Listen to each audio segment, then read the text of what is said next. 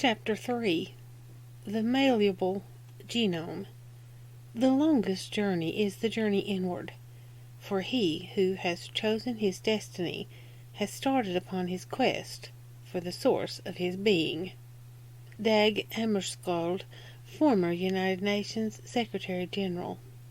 A therapist who was having her home remodeled noticed that one of the construction workers had a strange skin condition on his arms. She asked him about it, and he said, "Oh, that's my psoriasis. Had it for years." He turned his arms around to show her that from his wrists to his shoulders, his skin was a bubbling ocean of peeling skin with sore red tissue and fluid beneath it. She replied, "Oh, that must be painful. How did you get it?" "Well, I don't know," he replied. I guess it started about 3 years ago when my girlfriend told me she was pregnant." The therapist asked if he might like to try a new treatment. She knew he was dubious. His doctor had told him that there was nothing to be done. The therapist replied, yes. What he meant was, there's nothing to be done with pills, ointments, and injections. Your mind created this, and so only your mind can take it away again." He nodded, and she showed him just a bare-bones procedure, suggesting that 3 times each day he do 3 rounds of tapping to the statement, "I want to get over my psoriasis." Within 2 weeks his skin had healed on both arms, down to a small patch the size of a coin on his elbows. In addition, he has since used the approach to overcome lower back pain that had troubled him for years. That these kinds of shifts are possible with energy medicine and energy psychology is being established by a rapidly growing database of research studies and clinical case histories. What have not been at all clear up to this point are the mechanisms behind such shifts. Science is never content with knowing what. It rightly insists on knowing why. While the what has been accumulating in large stacks, precise experimental descriptions of the why have lagged behind until the right questions about epigenetic control were asked and answered. This book could not have been written 10 years ago because there were not yet enough credible and well-designed scientific studies to support its hypotheses. Today there are, and the number of published experiments will grow exponentially in the coming decade. With a catalog of genes in place, researchers are now focusing on how these genes work. In some cases they work singly, but most often they work in concert, both with each other and with signals from the inner and outer environments. Very few human processes are turned on or off by a single gene. Most processes require many genes acting together to produce a common result. The idea, fostered by the mass media, that there's a gene for this and a gene for that is incorrect. Genes are implicated in conditions in a variety of ways.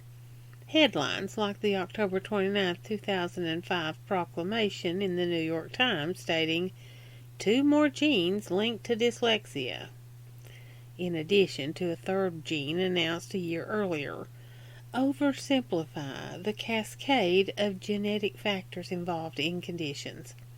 After a subtitle that read, "Findings support that disorder is genetic," the story goes on to tell us that people deemed simply lazy or stupid because of their severe reading problems may instead have a genetic disorder that interfered with the wiring of their brains before birth. "I am ecstatic about this research," said Dr. Albert Galberta of Harvard Medical School, a leading authority on development disorders.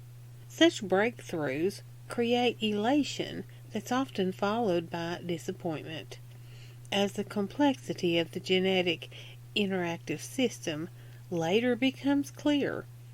For example, more sober reports have implicated some 600 genes that express differently in patients with heart disease.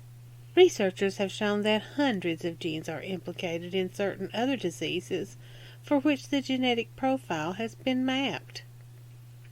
as well as many genes being involved in most changes of state. Different genes are often involved at different time periods of that change of state, not just from day to day, but from second to second. Genetic cascades are turned on or off by our experience. Some genes may engage early, others express afterward, and yet others may reach peak expression many hours later. In a complex and coordinated dance, there are several ways of profiling genes. One way they can be cataloged is to look at the speed at which they reach peak expression, which when stimulated by an environmental influence. Some genes are activated quickly, others more slowly. Genes that activate very quickly, sometimes within 1 or 2 seconds of a stimulus, are called immediate early genes, or IEGs. Their function is often to trigger the activation of other genes. In general, early activated genes reach their peak of expression in roughly an hour. A second class of genes, the intermediate genes, reach their peak of expression in about 2 hours. Late genes take longer periods to reach their peaks, up to 8 hours, and their effect may last for a period of a few hours or for a period of years. Certain classes of late activated genes, once expressed, may remain on for your entire lifetime. An early firing gene may have as a primary purpose the activation of several intermediate and late firing genes. Besides being identified with the speed at which they express, genes can be classified by the kinds of triggers that turn them on and off. One such class of genes is called experience-dependent genes, or activity-dependent genes. These genes are involved in activities or experiences such as growth, healing, and learning. Another class of genes we will examine in more detail is behavioral state or dependent genes. These genes come into expression during periods of stress or emotional arousal, or in different states of awareness, such as dreaming and dreamless sleep. Gene chips. How do we know which DNA molecules are expressed in, for instance, a blood sample from a cancer patient? One of the newest tools that has enabled researchers to conduct experiments that show particular genes being triggered is the Dna Microarray. Such gene chips assemble thousands of different strands of DNA onto a single wafer. When exposed to a sample, they can then demonstrate which of the strands have been affected by the sample. The characteristic of DNA that allows identification of expressed genes is simple in principle. The double helix shape of a DNA molecule looks like a spiraling zipper. During replication, the molecule becomes partially unzipped, and the two halves of the zipper separate, and each seeks another half molecule to bond with. While it is unzipped and separated, bonds on the unzipped portion seek other interlocking half-zippers to attach to. Gene chips contain hundreds or even thousands of tiny wells, like pixels on an LCD screen. To the bottom of each of these wells, a particular unzipped strand is attached during the process of manufacturing the chip. These sticky half molecules seek their counterparts. By examination of which ones are able to bond, researchers can identify exactly which DNA strands in a sample are active. A gene chip yields results that are somewhat like an LCD screen with thousands of pixels. Each pixel is a different color, and researchers can note which pixels change color when exposed to a sample, and are thus able to read the gene chip to find out which molecules have been able to bond with a counterpart in the sample. This sophisticated technology allows researchers to identify DNA states and changes in DNA in a variety of conditions. Gene chips will be put to many more experimental uses in the years to come, giving us pictures of how psychospiritual states affect genes.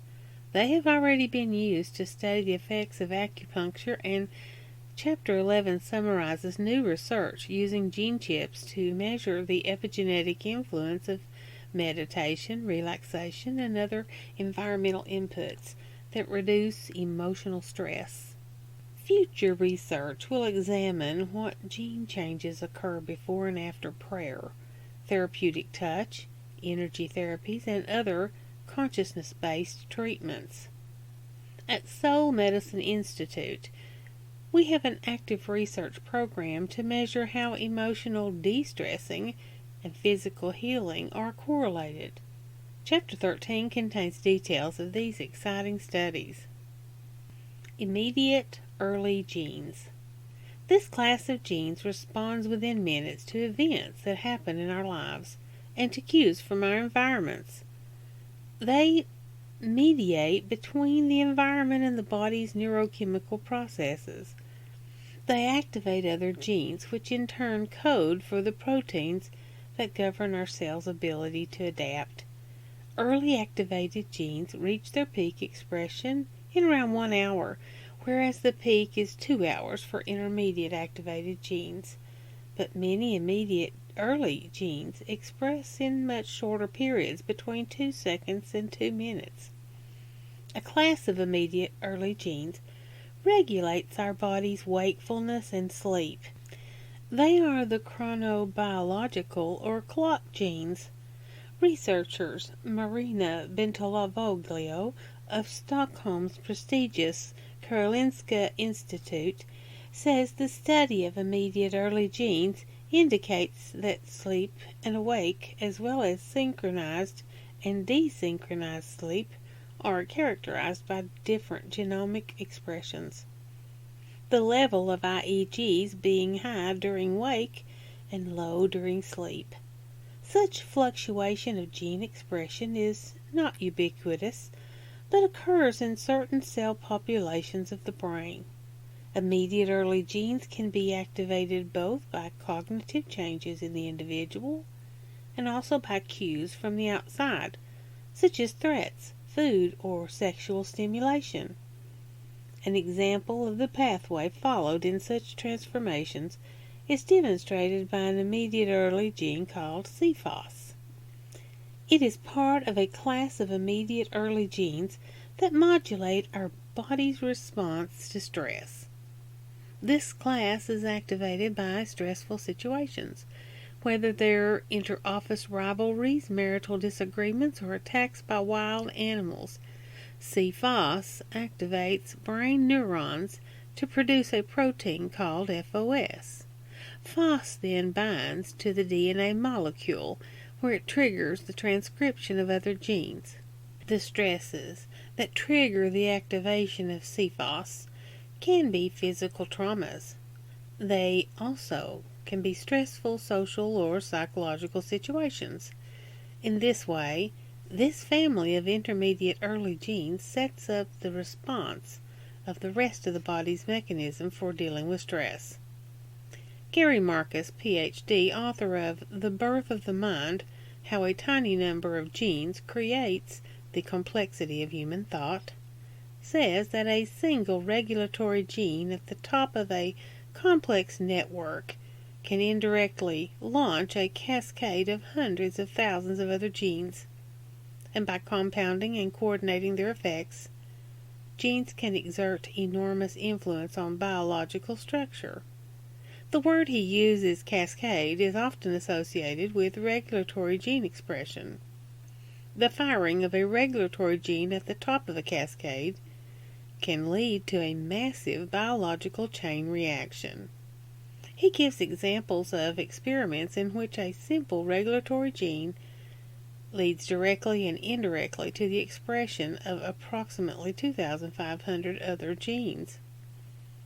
An epigenetic signal from the outside environment, when it activates such a cascade, can completely change the biological characteristics of an organism.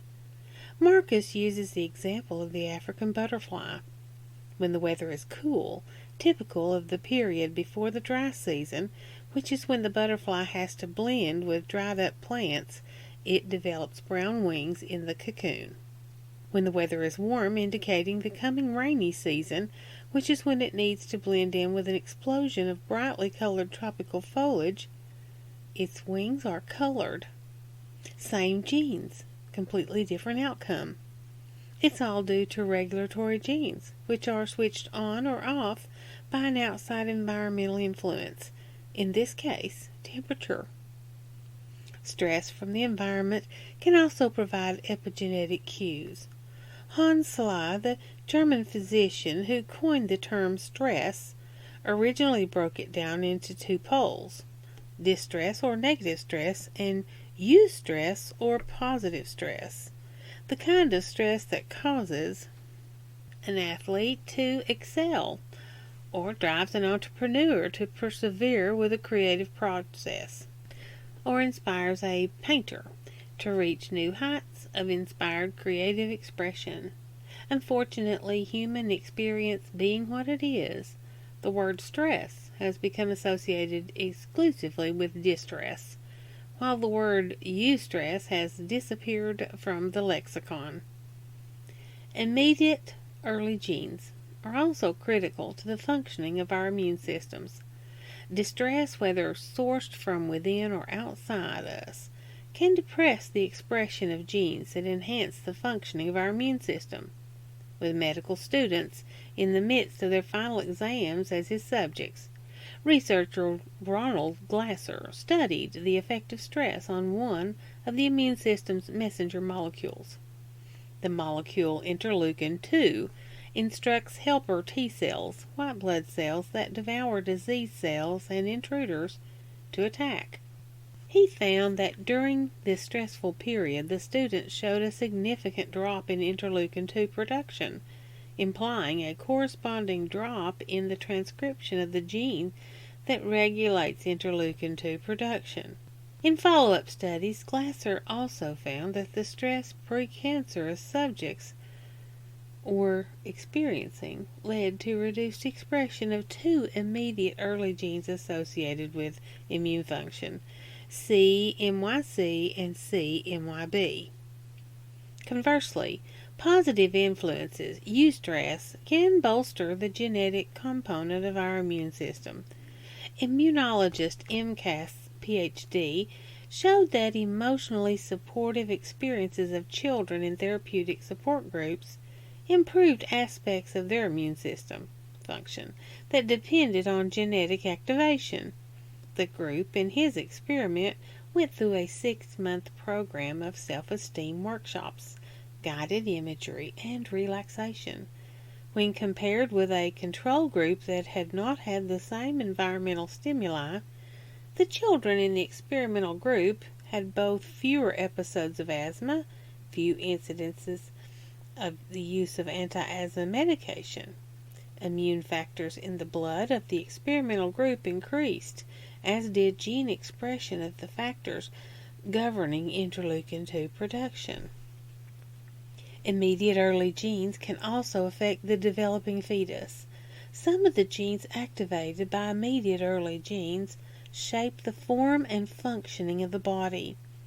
When stress proteins are present during fetal development, they can shape the anatomy or rate of growth of the child. The stress may be momentary and the arousal of the early genes brief, yet the effects triggered by the activation of the genes they act upon may produce long-term changes. Behavioral state-related genes. During various states of awareness, like sleeping and waking, strong emotional arousal, distress and eustress, different patterns of gene express. These genes are related to our behavioral state and are therefore known as behavioral state-related genes. They provide a link between our thoughts and our bodies, between biology and psychology. and are an important piece of the puzzle explaining how psychological states can affect our bodies and vice versa. They also explain how psychotherapy, prayer, worship, and social rituals can have positive effects on our physical well-being. They offer a pathway by which we can influence physical health by immersing ourselves in behavioral states that promote health and avoid behavioral states that can hurt us. Therapeutic experience suggests that behavioral states are usually linked to daily circadian rhythms or to periodic, several times per day, ultradian rhythms. Circadian rhythms follow the 24-hour clock, subject to the modifications of circumstance. Ultradian rhythms are briefer rhythms coordinated within circadian rhythms, and they last about 90 to 120 minutes, and correlate with measures of our energy level such as blood glucose, metabolic rate, hormone release, and insulin production. Peak activity of the left and right hemispheres of our brains also alternates according to the 90 to 120 minute ultradian rhythms. And when we go to sleep, REM, or dreaming periods, follow a similar schedule. 90 to 120 minutes is also the average time between gene expression and the synthesis of the proteins required by the body to convey information between cells, provide energy, create the scaffolding of cells, and accomplish many of the body's other functions. The ancient sages who developed traditional Chinese medicine several thousand years ago seem to have been aware of ultradian rhythms. They divided the therapeutic day into 2-hour intervals. Acupuncture charts show a daily clock in which the body's energies fluctuate every 2 hours. Rossi notes that ultradian valleys correspond with a need for relaxation after periods of intense creative work, and recommends an ultradian rest period in the afternoon, if that is when behavioral problems recur. But this late in the day, he believes that many people, after ignoring the peaks and valleys of their ultradian cycle for many hours, have an accumulated ultradian deficit and stress syndrome expressed with these common complaints, such as, "I'm exhausted by mid-afternoon. I get stressed, tense, and irritable toward the end of the workday. I need a drink after work. My addiction gets worse later in the day when I have to have something. I get sleepy in the afternoon. The worst time is when I have to go home after school and I'm too tired to do homework. Just before dinner, everybody's irritable, and that's when the arguments start." Many of these acute and chronic problems can be ameliorated by taking 1 or 2 ultradian breaks earlier in the day, or taking a nap after lunch. Rossi advises, especially in cases where people might already have skipped several ultradian rest periods, during which their bodies were clearly instructing them to slow down, noticing our need for ultradian rest periods after times of intense creative output can also allow us to pace our days in order to avoid behavioral-dependent genetic conflicts. Secretion of hormones like ACTH and cortisol, which are released on the usual 90 to 120 minute ultradian cycle, peak just before wakefulness. Most researchers do not believe that these fluctuations are under our conscious control. Yet many people are able to decide before they go to bed exactly what time they will wake up. Like many travelers, I set my internal alarm clock. When I'm on a trip, just before dropping off to sleep, I decide when I want to wake up each morning. When I wake up and look at the clock, I'm usually within a few minutes of my target time. Often it's the exact minute. If I then want to sleep some more, I'll say to myself, I'll wake up fully in 20 minutes, and usually I will. The certainty that this biological function will work reliably is so ingrained in my awareness that I long ago stopped carrying a travel alarm clock in my kit, even though, when you're presenting a workshop, it's crucial to be on time. This experience, common to a great many travelers, suggests that intentionality, conditions, aspects of our behavioral state, related genetic activity long thought to be outside of our conscious control. Experience-dependent genes. Experience-dependent genes are genes that are activated by learning and novelty. This class of genes generates the protein synthesis required to instruct stem cells to differentiate, in order to replace injured or damaged cells in the tissues of our muscles and organs, the foundation of growth and healing. It also stimulates stem cells into forming new neurons in the brain, not just in the young, but at any age. Stimulated by novel activities and learning, these new neurons form new synaptic connections within the brain. The experiences we are having each moment are actually changing the structure of our brains. Experiences build neuronal pathways. When you first learned the correct way to swing a tennis racket, it took great concentration to remember your instruction each time. Then at some point, the neural synapses that coded your swing were so well developed that you no longer had to concentrate.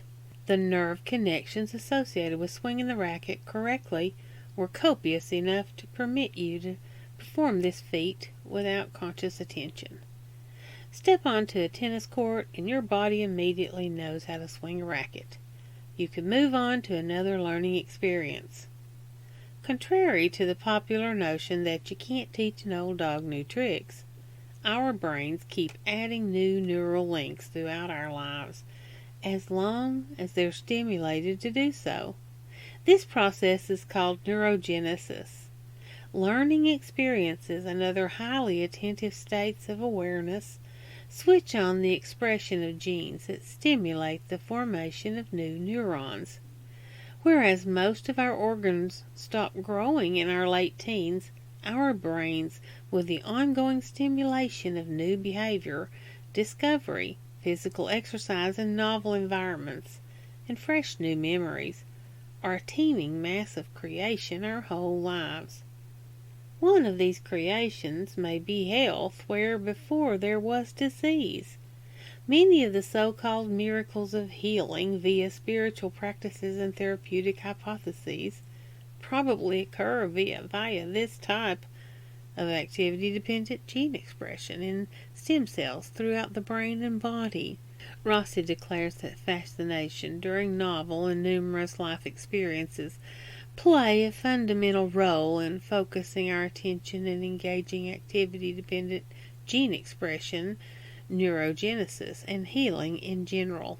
A healer and healee might go into a highly attentive state of awareness at the same time, such as when a rabbi is praying, or a Reiki master is laying on hands, or a compassionate doctor is counseling a patient. This shared intent, with its associated electromagnetic patterns of resonant brain frequencies, might be mutually reinforcing. Healer and healee entrain to the same brain wave forms during these periods of heightened consciousness. Two resonant brains might create a feedback loop and build a stronger field, initiating a bigger epigenetic signal to spark neurogenesis and build the neural highways necessary for miraculous healing. The process of turning short-term memories into long-term memories is key to neurogenesis. Short-term memory utilizes only the existing pathways of molecular communication between nerve cells. Long-term memory, on the other hand, is processed by the portion of our brains known as the hippocampus. As it codes for long-term memory, the hippocampus stimulates experience-related gene expression, especially involving a gene known as ZIF268, which leads to the growth of new synapses and new neural pathways in the brain. London cabbies who have to navigate a crazy quilt of medieval streets each day tend to have larger hippocampuses. So do symphony violinists. Conversely, long-term stress, which keeps the brain cortisol levels chronically high, have been shown to damage the hippocampus, inhibiting memory and learning. Evolving technologies like positron emission tomography (PET scanners) and functional magnetic resonance imaging (fMRI) machines allow us to produce sophisticated images of brain activity.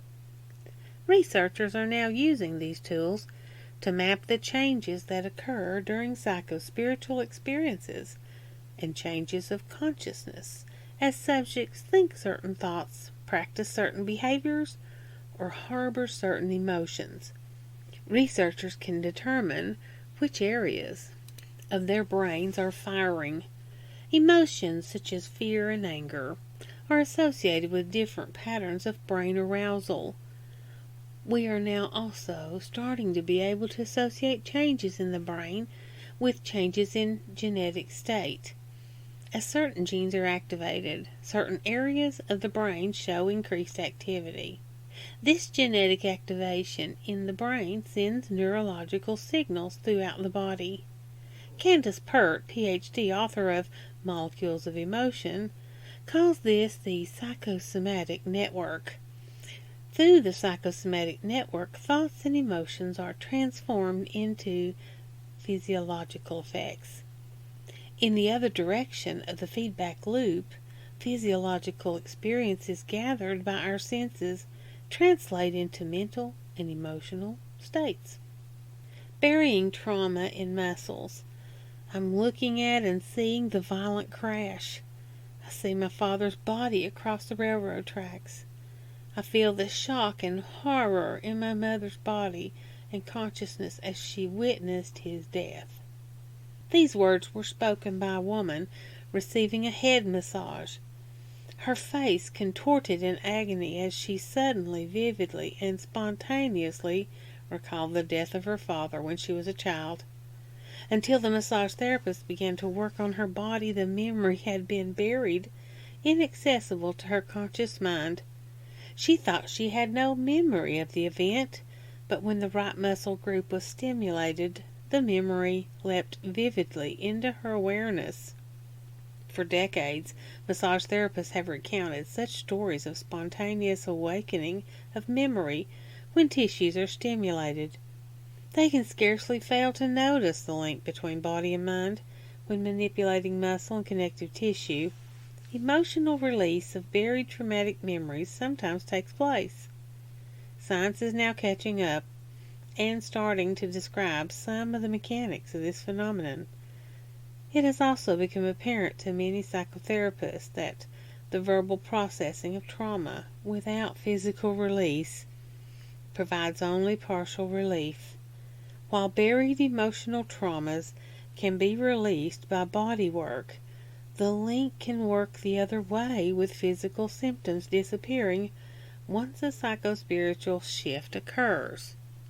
Stanislav Grof, M.D., Ph.D., who coined the term spiritual emergency to describe a dramatic spiritual breakthrough manifesting as a psychotic episode, said that spiritual emergencies might be accompanied by involuntary twitching and other spontaneous body movements.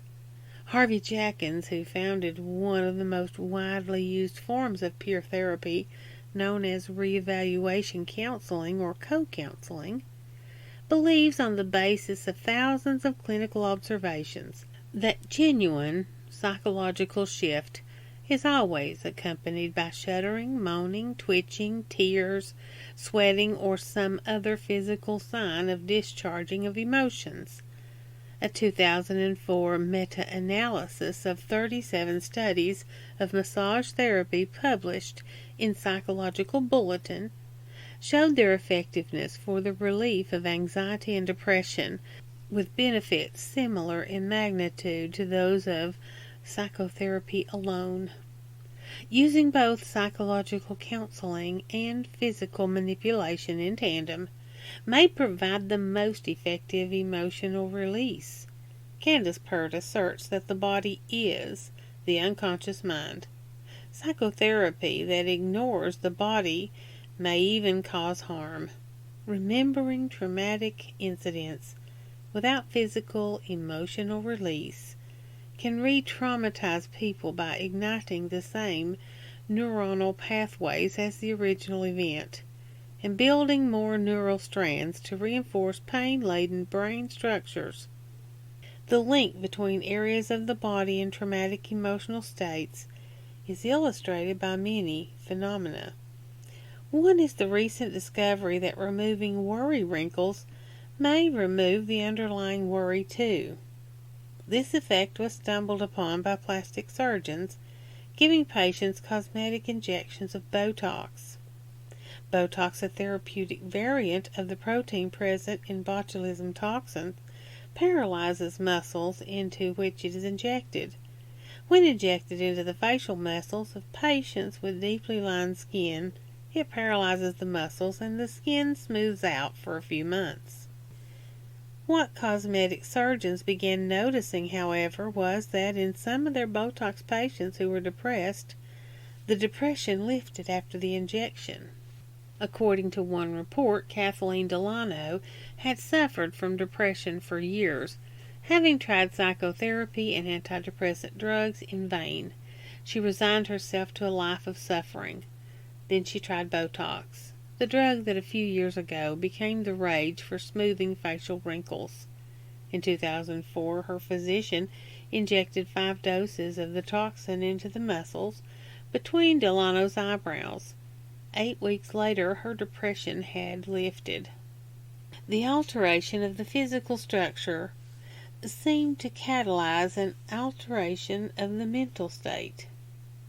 A happier look, even one artificially induced, produced a happier experience.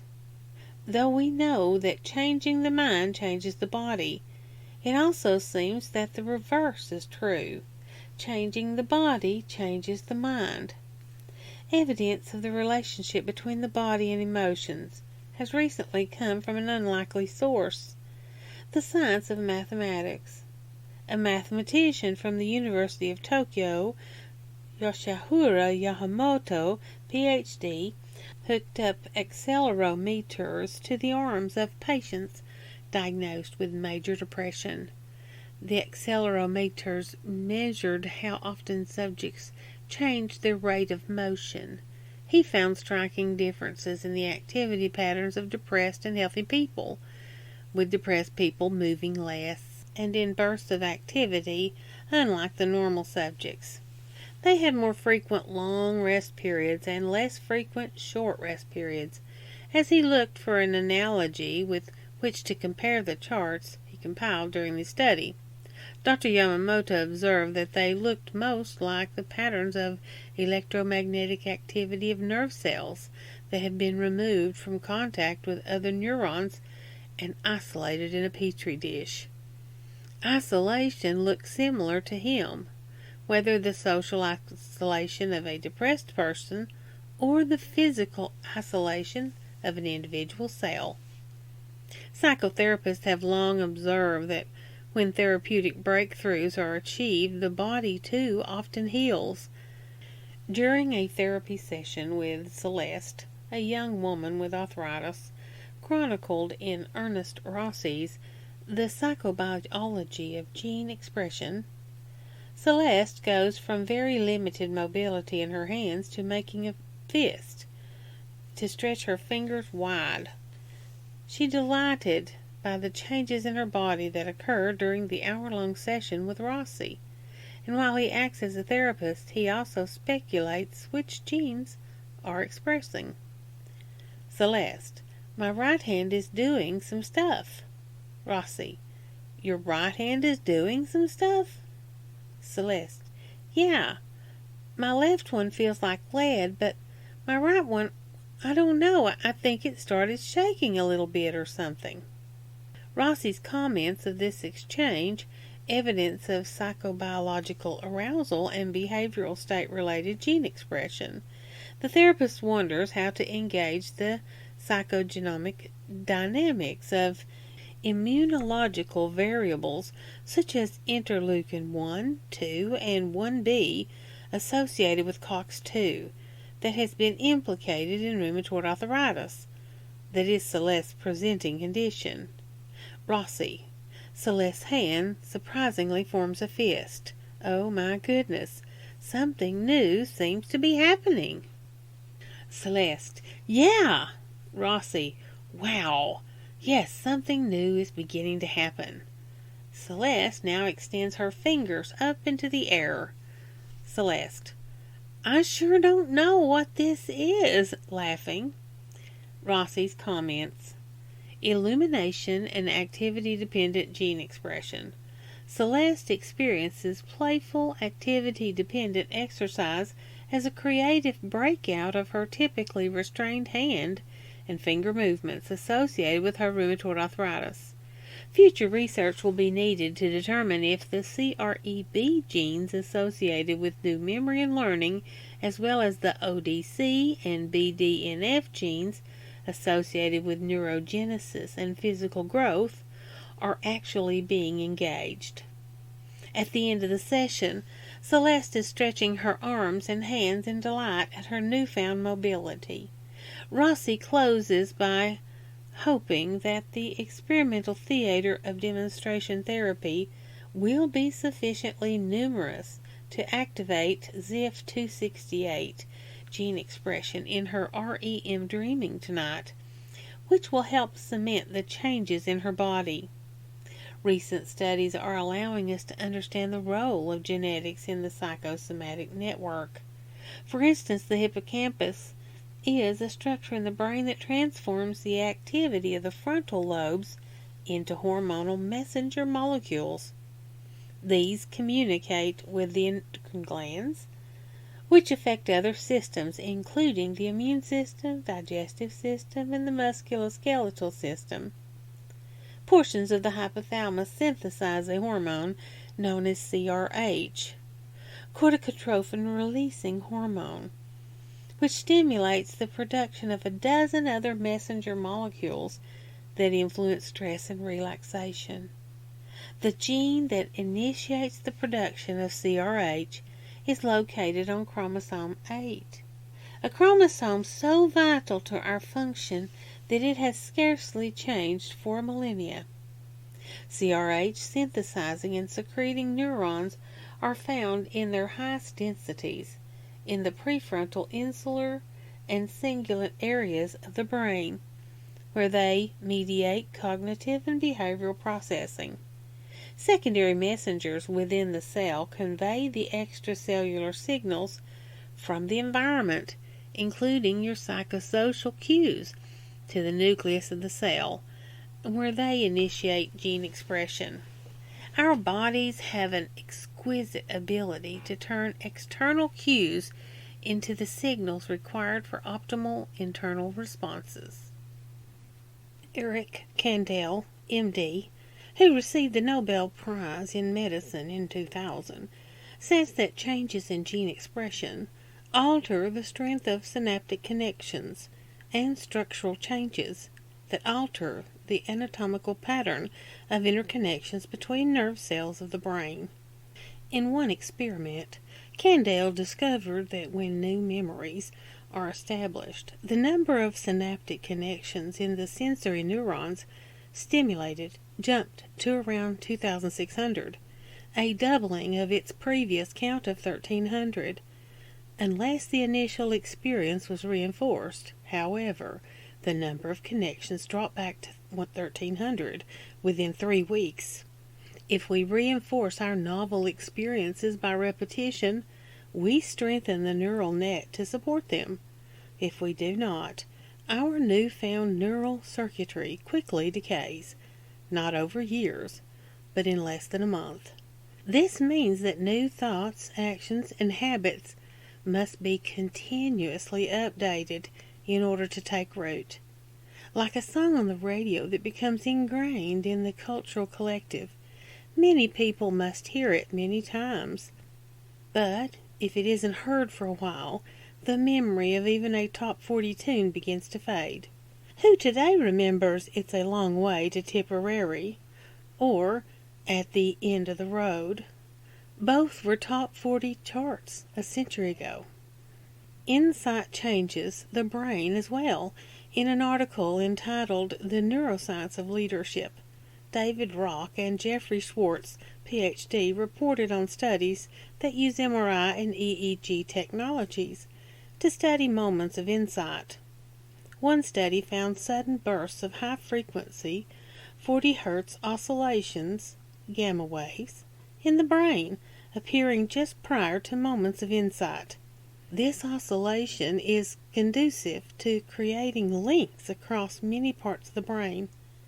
This is the part of the brain that is involved in perceiving and processing music, spatial and structural relations, such as those in a building or a painting, and other complex aspects of the environment. The findings suggest that at a moment of insight, a complex set of new connections is being created. Gene expression in long-term memory encoding also has an ultradian rhythm of between 90 and 120 minutes, and the number of new synaptic connections between neurons can double in as little as an hour, since the experience-dependent genes are activated. One of the ways in which memories are encoded is when we replay a scene in our minds. Memory is not static, and as we combine old memories with present situations, we stimulate neurogenesis. We used to think that memories remained unchanged over time, like taking a photograph out of an album and putting it back in again. Now we know that we recombine the old material with bits of new information from our current environment, like printing out a photo on whatever printer is closest, then scanning it back in using whatever computer we're using currently. Content is subtly reconstituted each time we remember. If you don't use the new connections you develop during neurogenesis, you lose them. If you aren't using a synapse, your brain disassembles it. Bodies have no tolerance for wasted capacity. Candell's work also showed that if novel learning experiences were not reinforced, the baseline of 1,300 synaptic connections could drop to 800. Your brain works rather like an efficient electrician upgrading a house. It installs more electrical wiring wherever the current is flowing most strongly to accommodate the increased capacity, and it gets the wire it needs by stripping out the old unused circuits. Novel experiences not only lead to the growth of new brain tissue, but they are linked to psychological well-being too. There's a link between clinical depression and a lack of new cell growth in the brain.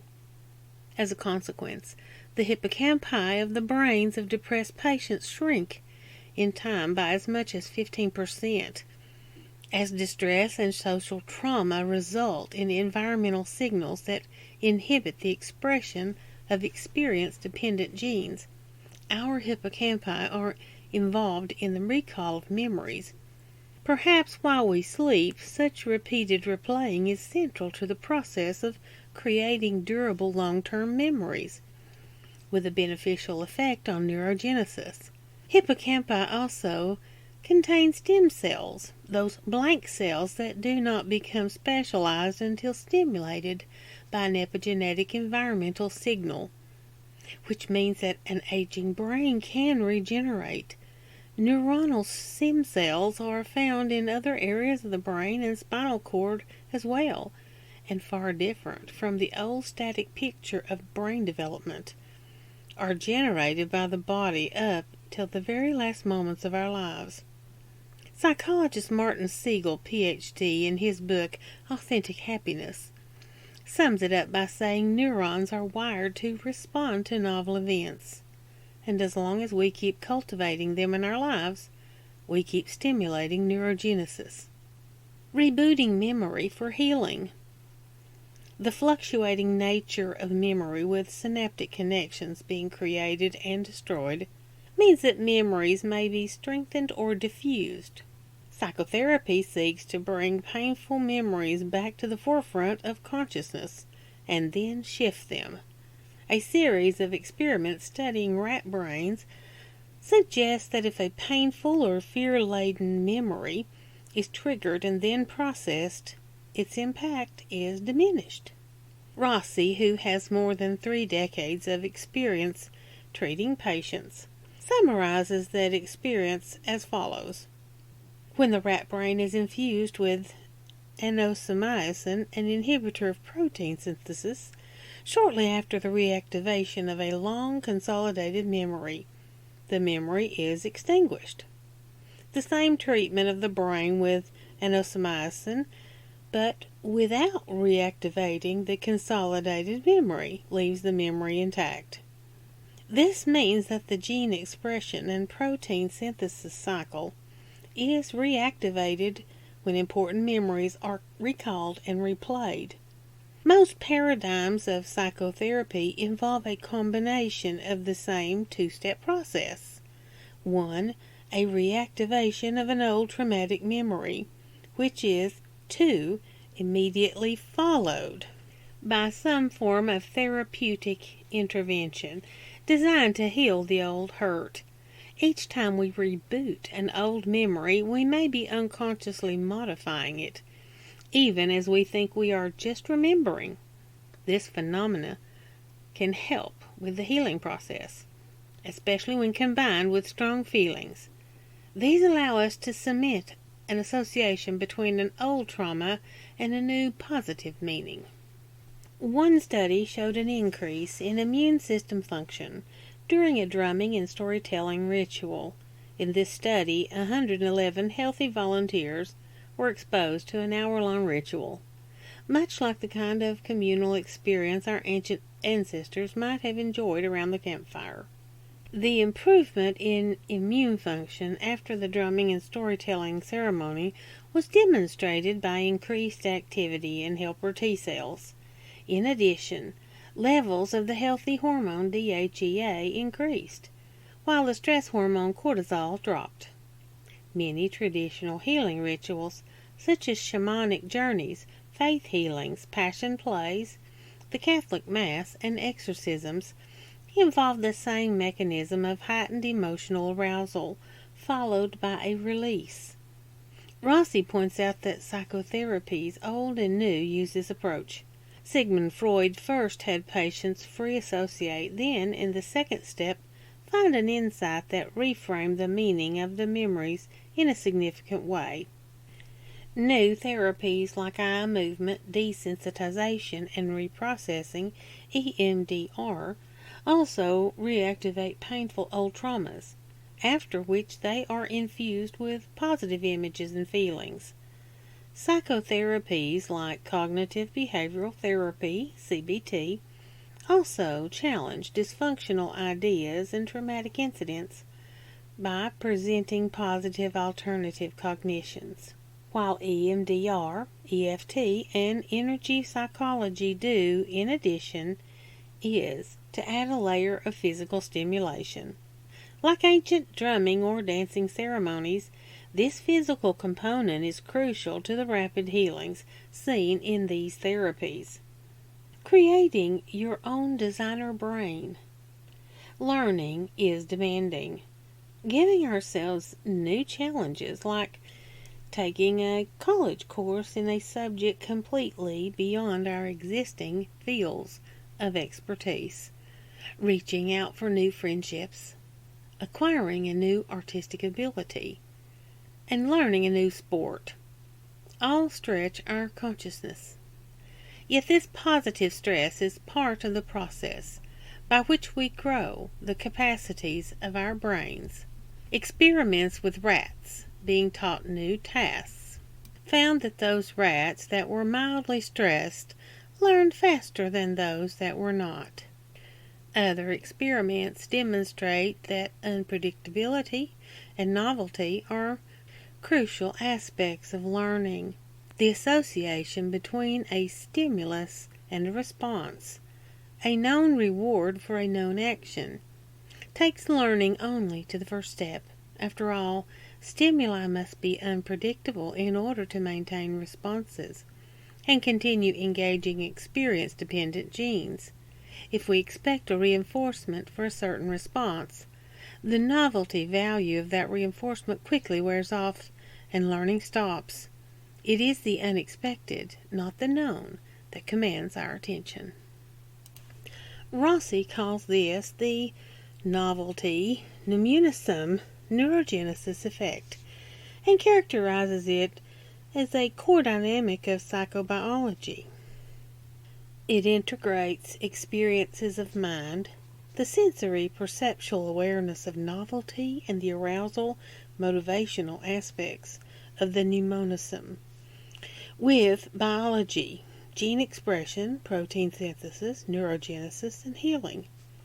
Activity-dependent, creative experiences in the arts, cultural rituals, humanities, and science, as well as the peak experience of everyday life, are all manifestations of the novelty, Pneumonism, neurogenesis effect. When reviewing awesome art or architecture, when moved by cinema, music, and dance, when enchanted by drama, fantasy, fairy tale, myth, or poetry, we are experiencing mythopoetic transmissions of the Pneumonism. Every time you expose yourself to such learning experiences, you're taking an important step toward health and long-term mental acuity. A fascinating recent series of experiments examined how we can fool ourselves into believing we saw or did something, when in fact we did not. And those beliefs translate into neurochemicals.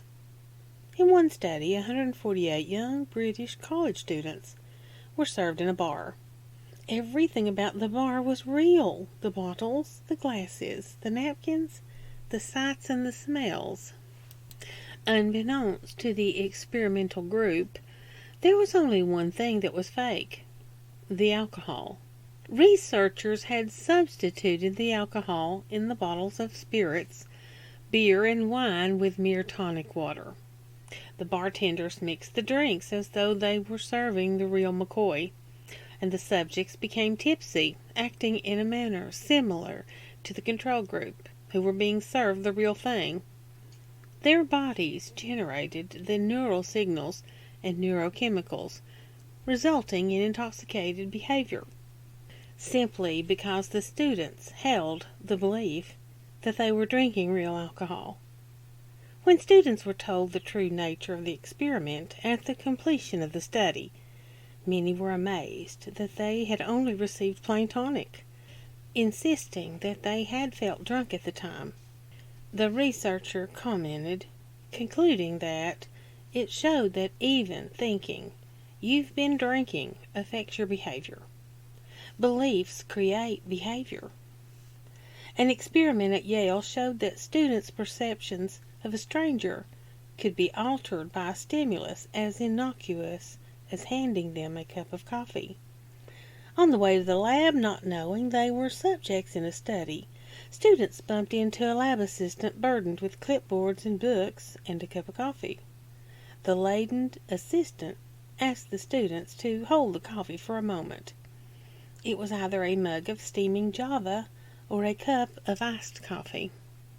When they got to the lab, students then rated a hypothetical person they read about. Those who had held the iced coffee rated the person as colder, more selfish, and less social.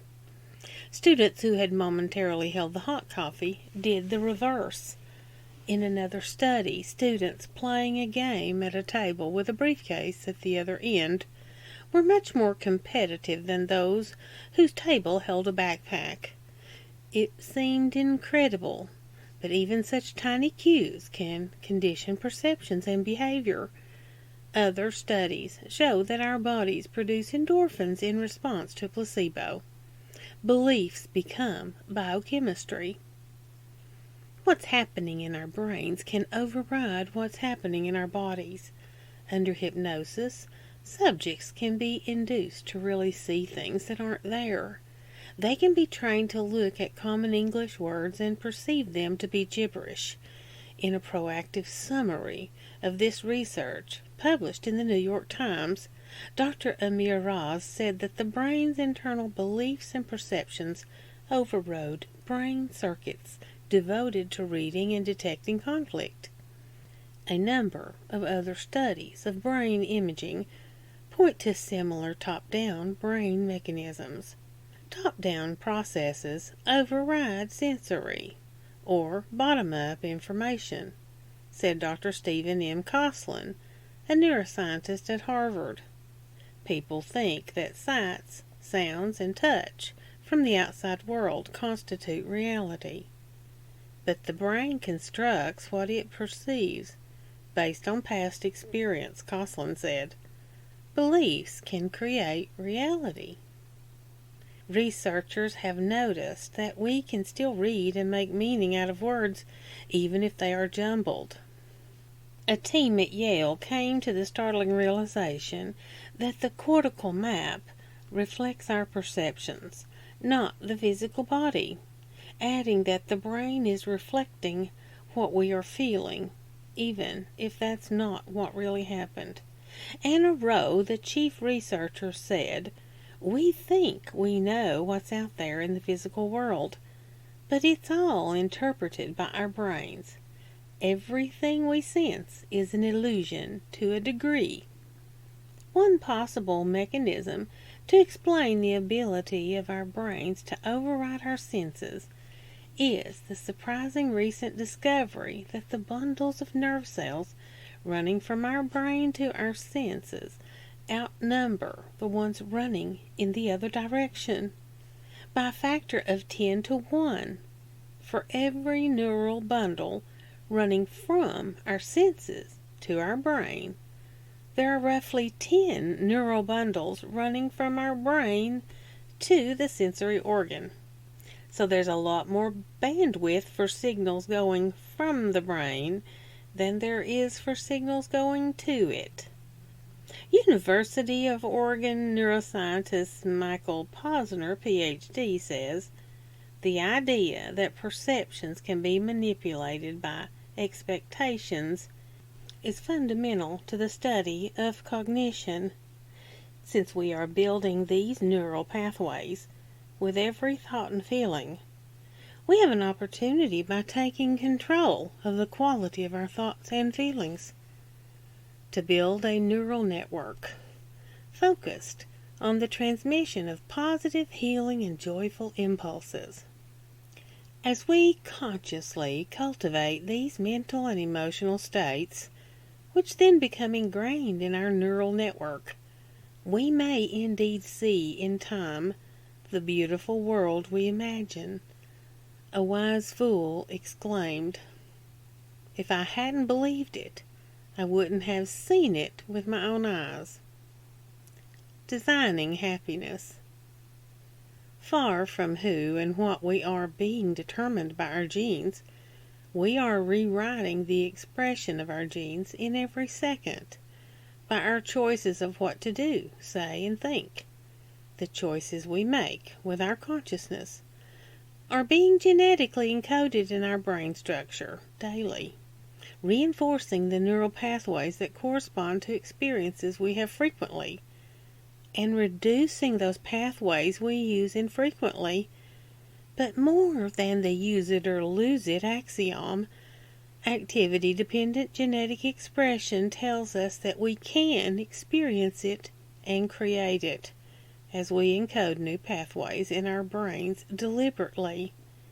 This research reminds us that we hold many of the levers of healing in our own hands. It makes us aware that it is not doctors, hospitals, acupuncturists, homeopaths, chiropractors, energy workers, or other health professionals who determine our sickness and health. They can tilt the balance, but not nearly as much as we can. Each of us, as individuals, creates a big chunk of our emotional and mental environment, thereby turning genes on and off in our cells. This opens up vast and exciting potential. While it may require hundreds of scientific studies to chart the links between specific environmental influences and the expression of particular genes, you don't need to wait till they're published in order to improve your own health right now. You can grab the epigenetic levers of health and start moving them immediately. This research is also an antidote to the helplessness that many patients report when enmeshed in the medical system. When we realize that we have some conscious control over the biochemical environment in which we bathe our cells, we suddenly become acutely aware of which ingredients we're dropping into the stew. Like an expert chef, we can choose to put only tasty thoughts and feelings into our cells. We would no more put toxic thoughts into our consciousness than we would throw rat poison into our soup. We likewise become aware of which emotions we harbor.